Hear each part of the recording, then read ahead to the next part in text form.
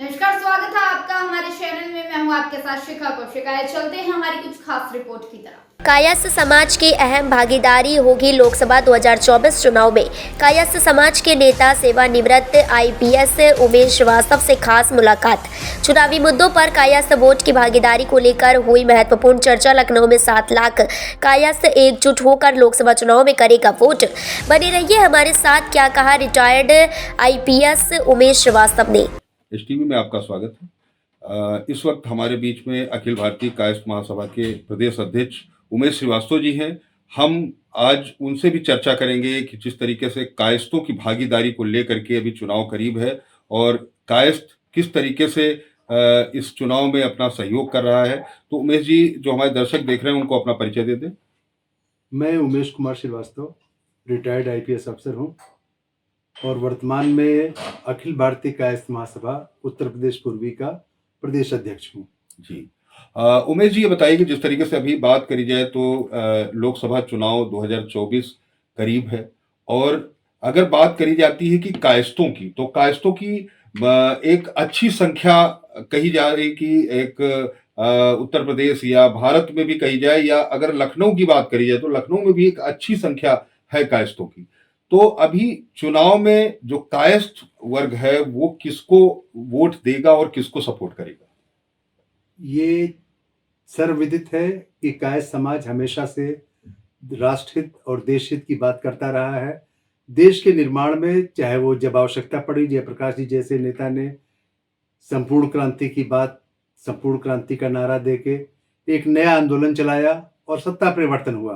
तो कायस्थों का योगदान, कोई ऐसा क्षेत्र नहीं है जिसमें कायस्थों का योगदान न हो, चाहे वो राजनीतिक क्षेत्र हो, चाहे वो वैज्ञानिक क्षेत्र हो, चाहे वो आध्यात्मिक क्षेत्र हो। हर क्षेत्र में कायस्थ ने बढ़ चढ़ के अपनी भूमिका का निर्वहन देश के निर्माण में किया है।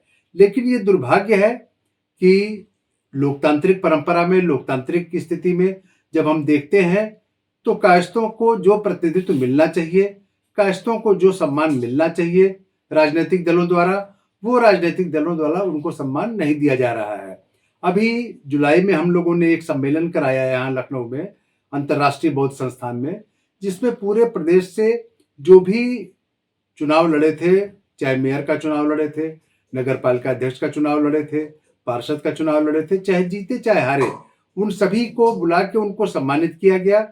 और ये तब लोगों ने ये महसूस किया कि कायस्थ बिरादरी अगर संगठित होकर चले तो कई जनपदों में, जैसे जनपद लखीमपुर खीरी थी, लखीमपुर खीरी में भाजपा ने कायस्थों ईरा जी को टिकट नहीं दिया और जिसका नतीजा ये रहा कि ईरा जी निर्दल चुनाव लड़ी और निर्दल चुनाव जीती। इसी तरीके से गोंडा, बस्ती, आजमगढ़, सिद्धार्थनगर, कई जनपदों में ऐसा हुआ जहां की राजनीतिक दलों ने कायस्थ नेतृत्व की, कायस्थ भागीदारी की उपेक्षा की और जिसका खामियाजा उन्हें भुगतना पड़ा। हम इस बात के लिए कृत संकल्पित है, एकजुट है कि जो राजनीतिक दल, भाजपा हो या कोई भी दल हो, जो राजनीतिक दल हमारी आबादी के हिसाब से हमको प्रतिनिधित्व देगा, कायस्थ समाज आने वाले चुनाव में उन्हीं को वोट देगा।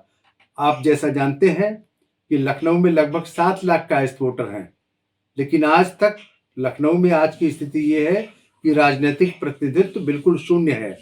2 सभासदों को टिकट दिया गया, जिनमें एक सभासद जीता, एक सभासद नहीं जीता। कोई विधायक नहीं है, किसी तरीके का कोई कायस्थों का राजनीतिक प्रतिनिधित्व नहीं है। जबकि हमसे छोटे, कम आबादी वाले, कम जनसंख्या वाले लोग हैं, जिनके कई जनप्रतिनिधि चाहे मनोनीत है चाहे निर्वाचित है, इसलिए कि वो अपनी उपस्थिति इस तरीके से दर्ज कराते हैं, अपने नेता के पीछे इस तरह की अपनी उपस्थिति दर्ज कराते हैं कि राजनीतिक दल मजबूर होकर उनको टिकट देते हैं। इस जागृति की हमारे अंदर कमी है और हम वही जागृति लोगों में पैदा करने का प्रयास कर रहे हैं कि राजनीतिक रूप से लोग सक्रिय हों, अपने अधिकारों को जानें, अपने वोट को बर्बाद न करें और कोई भी दल ऐसा न समझ सके कि कायस्थों का वोट उसके लिए टेकन फॉर ग्रांटेड है, उसको मिलेगा ही मिलेगा, ऐसा नहीं है।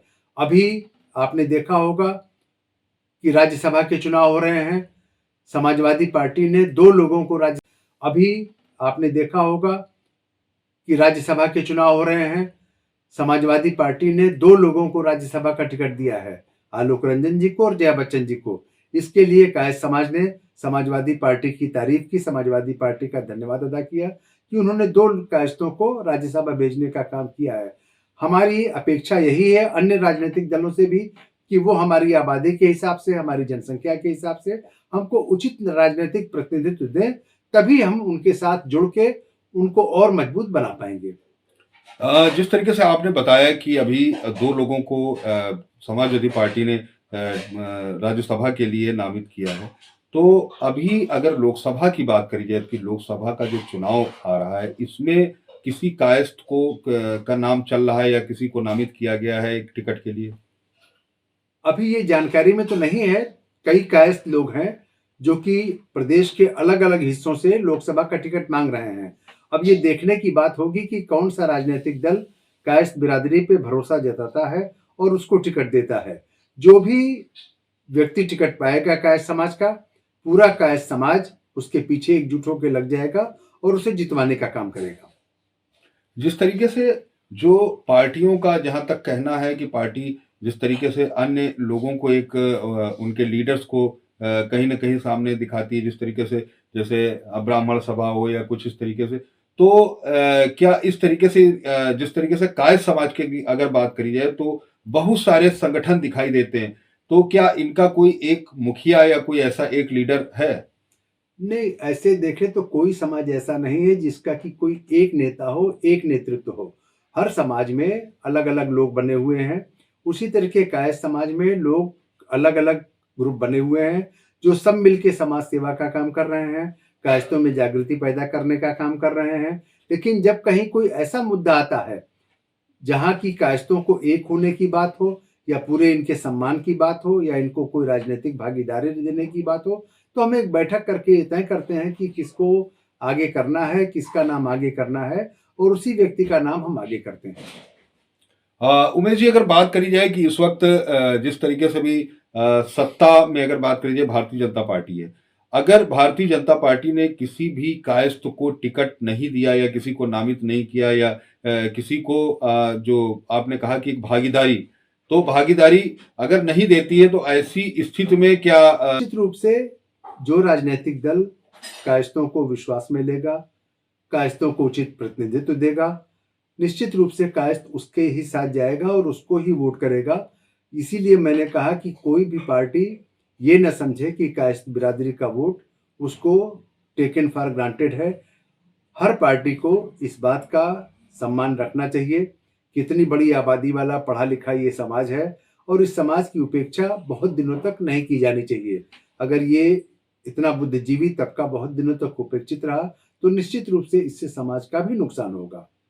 जी, बहुत बहुत धन्यवाद। देखिए, ये उमेश जी हैं जो कि कायस्थों के नेता हैं और इन्होंने बताया कि जिस तरीके से कायस्थ की भागीदारी, तो भागीदारी रहती है, लेकिन जहां पार्टियों की बात करी जाए, अगर पार्टी उनको कहीं न कहीं आगे करती हैं, पार्टी उनको किसी तरीके से राजनीतिक क्षेत्र में आगे बढ़ाती हैं, तो कायस्थ एकजुट होकर के उनका सहयोग करेगा और जो भी पार्टी इस तरीके से कायस्थों के लिए सोचेगी उसी के लिए सहयोग करेगा। धन्यवाद। उम्मीद है आपको हमारी खबर अच्छी लगी होगी। हमारे चैनल को लाइक, सब्सक्राइब और शेयर करना मत भूलिए। ऐसी ही खबरों के लिए बने रहे मेरे साथ। नमस्कार।